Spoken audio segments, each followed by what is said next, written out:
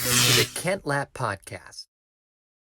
So I think it's always, turnover costs a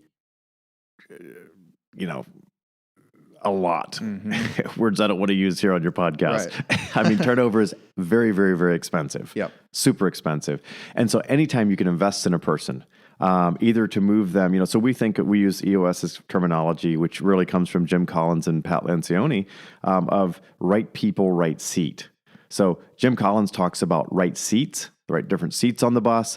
Pat Lencioni talks about the ideal team player, which is the right person. And so we use sort of a trifecta of things. One is we use a program called Culture Index. So has a 92% validity rating scientifically on your natural sort of personality style. Right? Is your A trait, B trait, C trait, D trait. So Culture Index. Culture Index. Would You may that have heard be of DISC. similar right? to DISC? So it all started with DISC back in the 50s or whenever that was. DISC, though, unfortunately, is under the threshold to be able to use legally for hiring and firing decisions per Department of Labor. You got to be, I think, at 70% validity rating scientifically. So there's a lot of different organizations out there. So Zig actually introduced me to DISC as well, and we used that. It was a nice tool to use in sales, so just for salespeople to quickly. Okay, is this guy high A, high low B? In DISC they call it DISC. Is he dominant or not? Is he influential or data driven? Is he sociable or introvert? Is he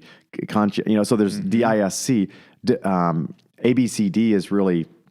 Are you risk taker or risk averse, right? Do you like to lead and manage through people or through data?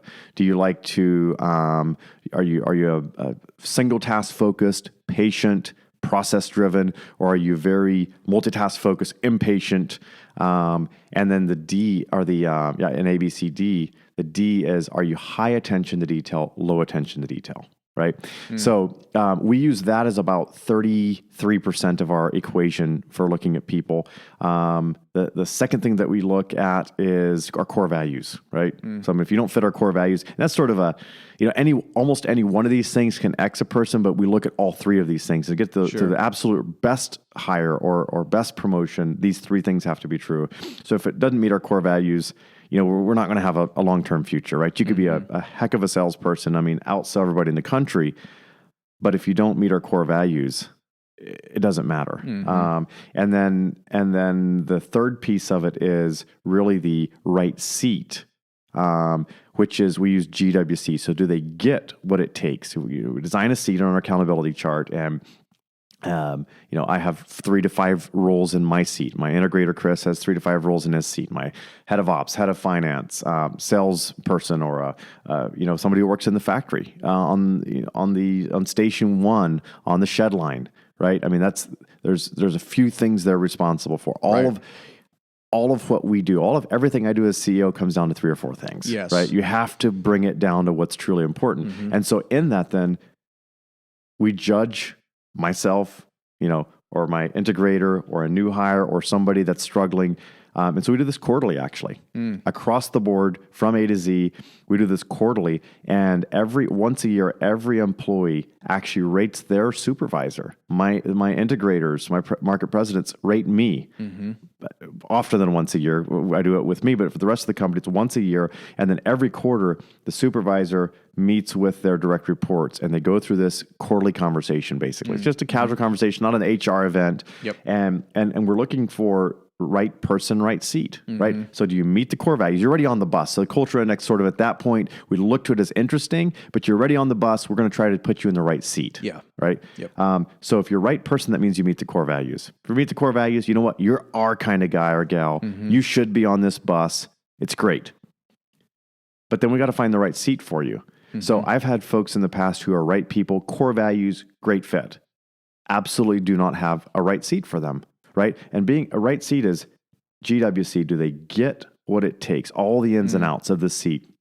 Do they want it? Do they really, truly every day wake up? You talked about your friend who realized what he wants is just to sell. He doesn't want to run a business. He don't want to worry about payroll and all these other things. He found his superpower. So does he truly want it? It's not I want it because I don't know what else I'm going to do right now. It's not, I want it because otherwise I'm going to get fired or not have a position in this company and I really like it. It's truly sort of viscerally they want it. And then the capacity. Capacity is, so if it's a gets it or want it issue, they're in the wrong seat. We try to find another seat. If we don't have another seat, then unfortunately, they need a, and I even hate to say unfortunately, fortunately, they need to get off our bus because it's fortunate for us that we've discovered it. It's fortunate for them that we've discovered it. We've had situations of separation in the past, and it's brutal on me to have to go through it, right? Brutal on that individual because we're looking at the small picture, not the big picture. And a year down the road, I meet this person and say, thank God. And I'm not trying to be Pollyanna and say it happens all the time, but it has happened. And they go, thank God that happened because now today, this is where I'm at. And it's so much better than anything. I would have never done it myself, but because of the external pressure of the separation, I went on to do it. So the capacity is the only thing that really, if you're in that, if you're a right person, core values match, and just say you're in a sales seat and you get it and you want it, but maybe you don't have the product training or the process training or the brand voice training, the things that you can really learn, the capacity things, then we're going to invest time with you. Yeah. If it's G or W or core values, we give you basically a 90-day window to improve. We meet with you weekly and then it's over with. Cause look, the sooner you and I both figure out if you're the right person or not for the company, the sooner you're going to get to what is right for you. Absolutely. I Whether here or somewhere 100% else. agree. 100% agree. So sorry for the long answer to your question. No. I think that's really great. I couldn't agree more with that. I think I don't know how you've had success or not with, if someone's not a good fit with core values, if you've had success with helping them to become a good fit. I don't want to be pessimistic, but most of the time, if they're not a good fit, you can't train it. You can't teach it. You can't change it. Again, there's 8 billion people and there's 175 seats in my organization. We're not the right fit for everybody, right? Yep. And my core values aren't right for everybody. There's nothing, I think some of them are probably timeless and every organization should have.